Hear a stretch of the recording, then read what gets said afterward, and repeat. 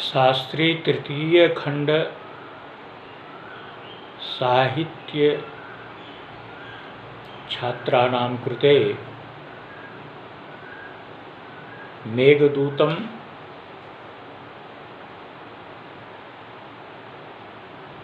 साहित्य विषयं व्याख्यानं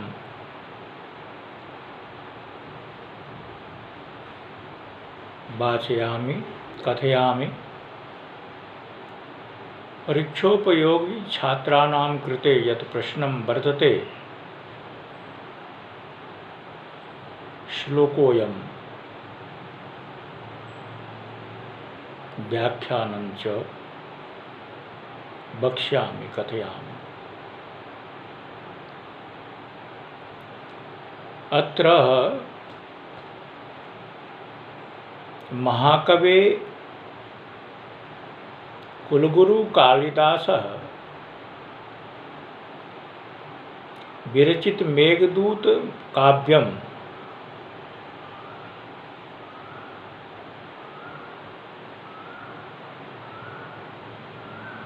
तृतीय श्लोके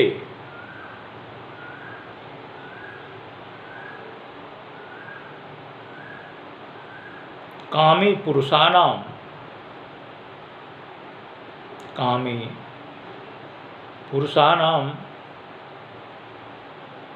कामार्तुराणां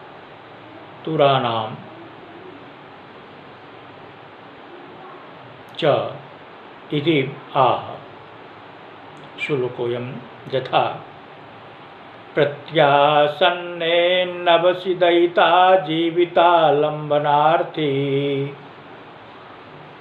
प्रत्यासन्नेन्नवसिदयिता जीवितालम्बनार्थी जीमूतेन सकुशलमयीं हारीष्यं प्रवृत्तिं सप्रत्यग्रे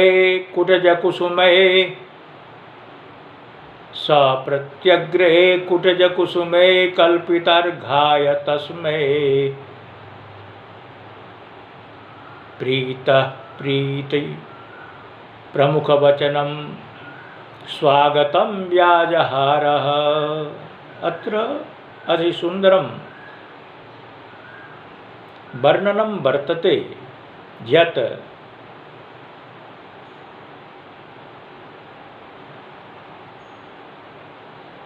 श्रावणमासः प्रिया यक्षिणी कथं मां विना जीवनं धारयिष्यति। सन्निकटे श्रावणमासः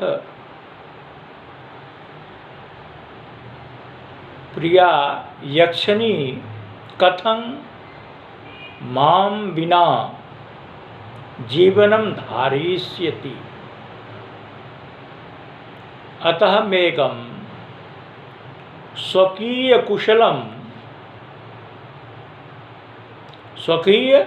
कुशलं समाचारं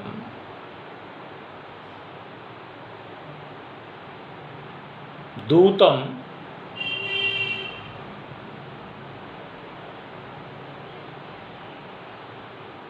मेघं कृतवान् यक्षः। कथं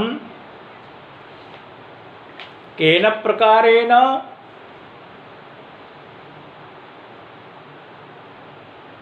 मेघः पुष्पार्घ्यं नीत्वा मेघं सम्पूज्य प्रीतिपूर्वकं वचनं वक्तुम्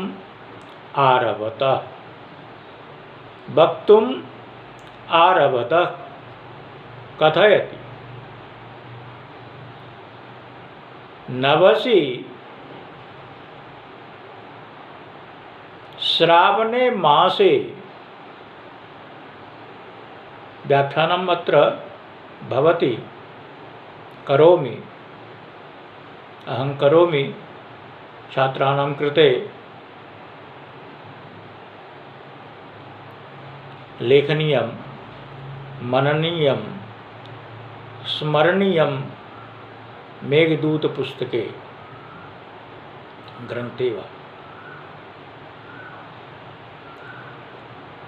नवसी श्रावण मासे प्रत्यासन्ने समीप सन्निकटवर्तिनि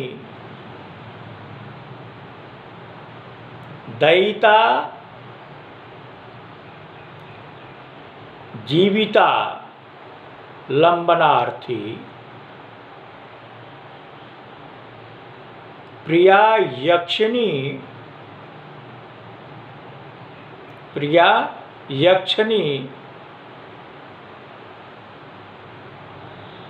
प्राण रक्षणेक्षु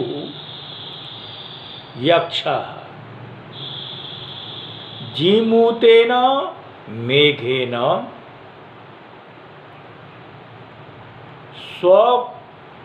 स्वकुशलमयी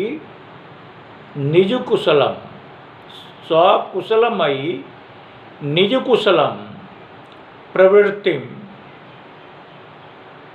वार्ता वचनम वाणी प्रीतः प्रसन्नः युक्तः प्रियार्थे मत्संदेशवाहकः यत् मेघः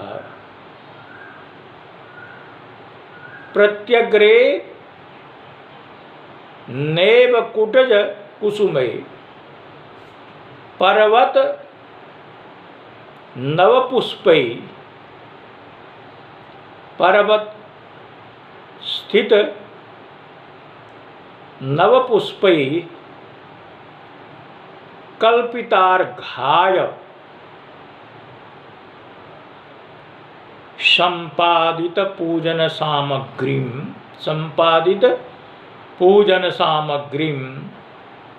तस्मै मेघाय प्रीति प्रमुख वचनम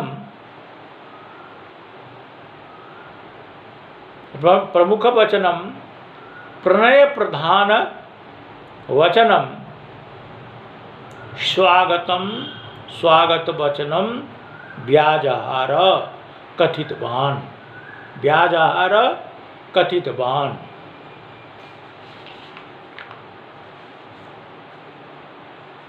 अब देखिए, इसकी मैं व्याख्या तो बता ही दिया छात्रों के परीक्षा उपयोग के लिए।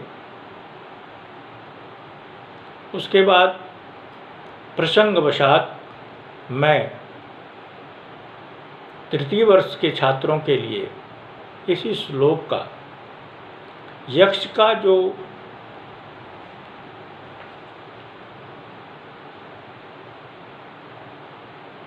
मेघ के समक्ष अपनी प्रिया के पास में संदेश को पहुंचाने के लिए मेघ को देखकर किस तरह से मेघ के सामने वह यक्ष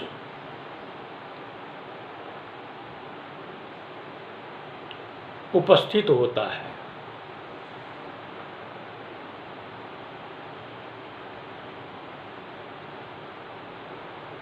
यक्षाधिपति के अनुचर वह यक्ष मेघ के सामने किस तरह से उपस्थित होकर याचना संदेशवाहक मेघ के पास में कर रहा है। उसके लिए क्या करता है, किसी से कहावत है कि किसी से किसी भी प्रकार का कुछ भी काम नहीं होती है, काम लेते हैं लोग, तो उनकी प्रशंसा, उनका हाव भाव करना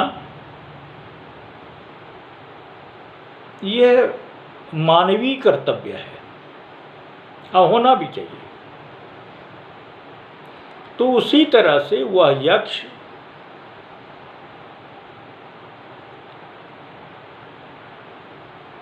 पर्वत पर जो नव पुष्पित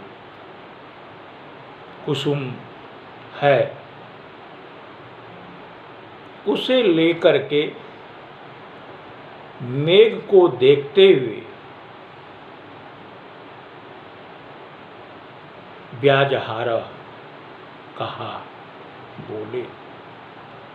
चूंकि श्रावण के मास सन्निकट आने के कारण कुटज कुसुमई, पर्वत के फूल को लेकर के, पर्वत के पुष्प को, कुसुम को लेकर मेघ इस तरह के वचनों को वह सामने उपस्थित होकर के कह रहे हैं। तो कहावत है, कामातुरानां न भयं न लज्जा। कामातुर पुरुष वो उसको न भय होता है न लज्जा होता है। वह एक ही चीज को जानता है कि मैं और वो हमारी प्रिया दोनों ही सर्वोपरि हैं।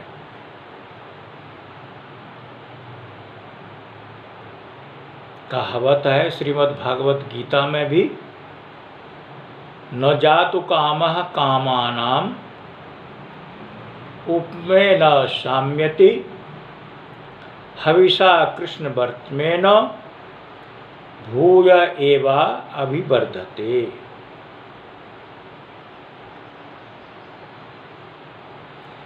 कहावत है, गीता में कोई झूठी बात नहीं है, भगवान श्री कृष्ण ने कहा भी है,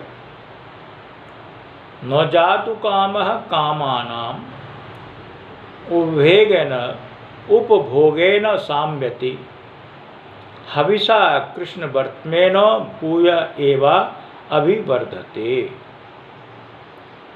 काम वासना को उपभोग करने वाले व्यक्ति का उसका बराबर ही अभिवृद्धि होती ही रहती है। वासना जिस तरह से हविषा यानी घी आग में डालने से अग्नि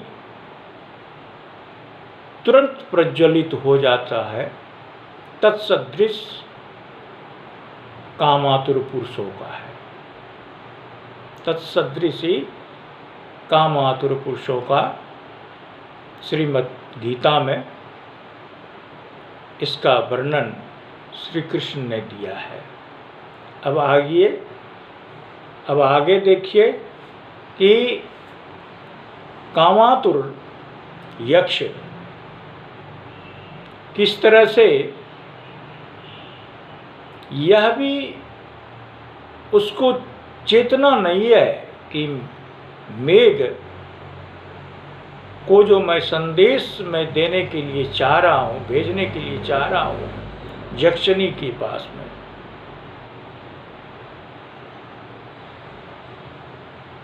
वह मेघ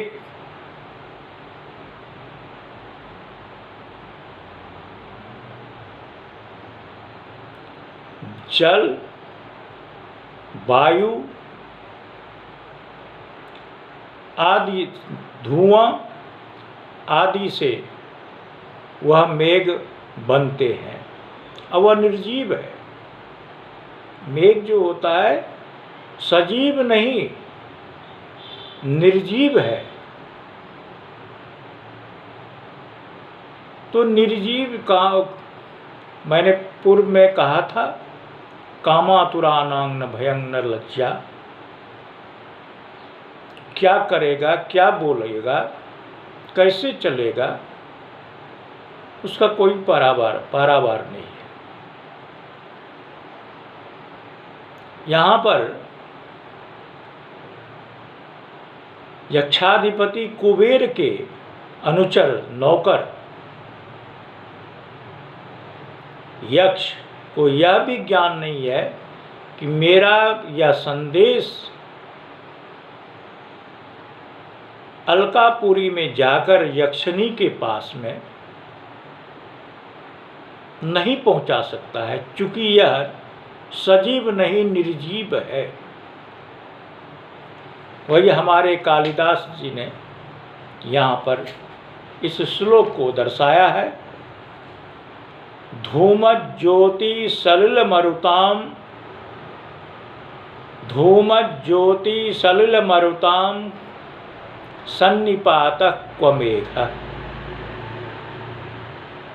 सन्निपातः क्व मेघः संदेशार्था, संदेशार्था क्व पटुकरणे, क्वः पटुकरणे प्राणिभिः प्रापणीया, संदेशार्था क्व पटुकरणे प्राणिभिः प्रापणीया इत्युत्सुक्यात् परिवसात् गुज्जकस्त्वं ययाचे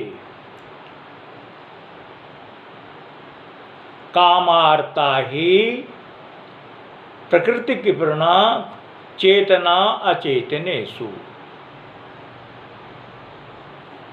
पुनश्च फिर मैं इस श्लोक को दोहरा देता हूँ।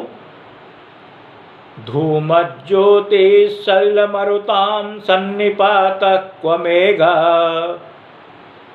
संदेशार्था क्व पटुकरणे प्राणिभिः प्रापणीया इत्योत्सुक्यात् परिगणमयत् गुज्जकस्त्वं ययाचे कामार्ता ही प्रकृतिकृपणाश्चेतनाश्चेतनेषु, चेतना चेतनेषु।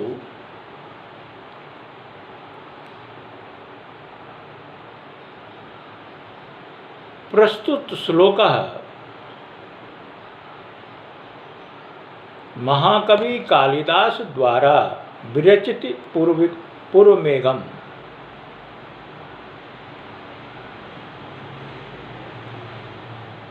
चतुर्थ श्लोकम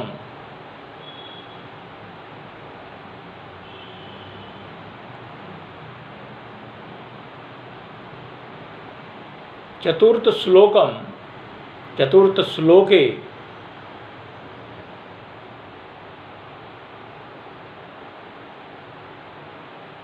संदेशवाहकं प्रति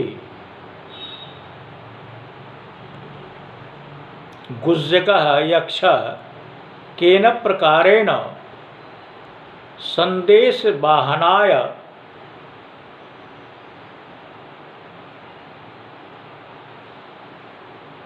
वार्ता कथयति।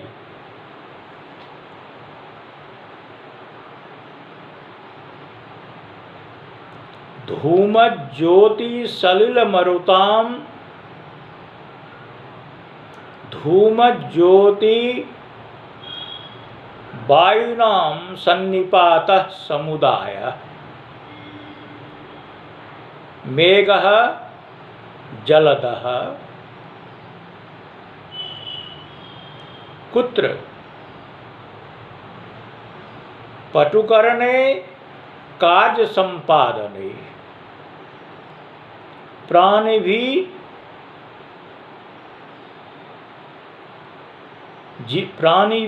जीवै प्रापणीयः प्रापवत्यः संदेशार्थं संदेहम संदेशम विषयम मेघेन संदेश वाहने कः समर्थ इत्युत्सुक्यात्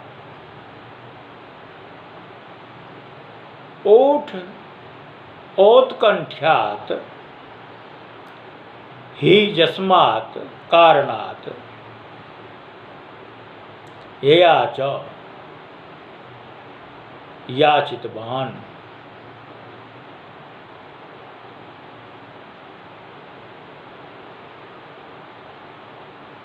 काम पीड़िता जना